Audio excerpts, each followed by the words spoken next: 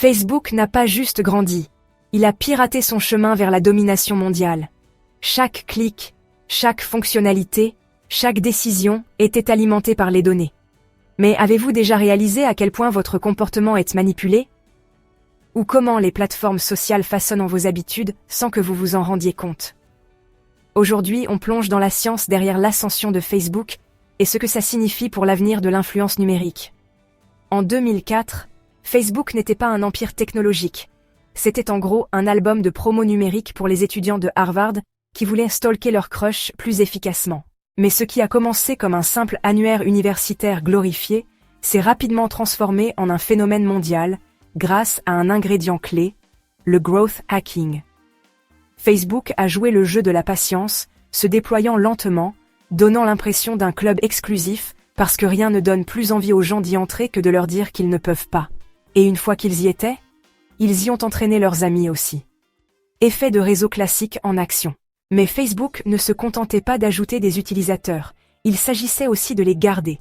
C'est là que les données sont entrées en jeu.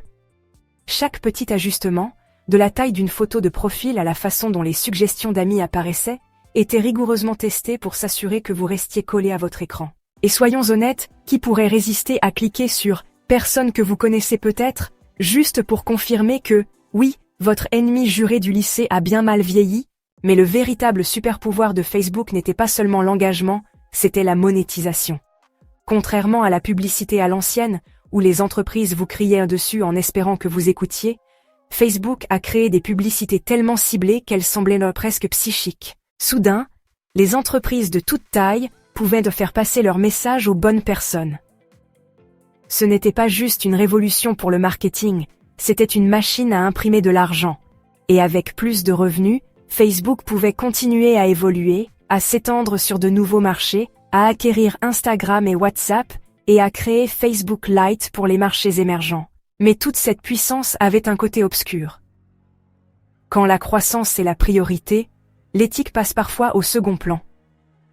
Le scandale Cambridge Analytica a révélé comment les données pouvaient être utilisées comme des armes, et l'algorithme de Facebook, optimisé pour l'engagement, a eu des effets secondaires inattendus, comme alimenter la désinformation et le chaos politique. Ces controverses ont forcé l'entreprise à repenser ses stratégies, mais elles ont aussi prouvé à quel point l'influence numérique peut être puissante. Maintenant, en tant que Meta, l'entreprise se tourne vers l'avenir.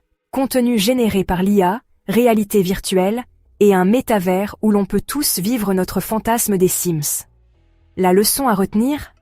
Le growth hacking ne consiste pas seulement à obtenir des utilisateurs, il s'agit de les comprendre, de les fidéliser, et, si vous êtes vraiment bon, de les convaincre de vivre dans votre écosystème pour toujours. Alors, qu'en pensez-vous? Est-ce que Meta façonne l'avenir, ou sommes-nous tous des cobayes dans leur dernière expérience? Faites-le moi savoir dans les commentaires. Vous pouvez nous soutenir en vous abonnant si ce n'est pas déjà fait. Prenez soin de vous, prenez soin de vos proches, et on se retrouve bientôt dans une autre vidéo.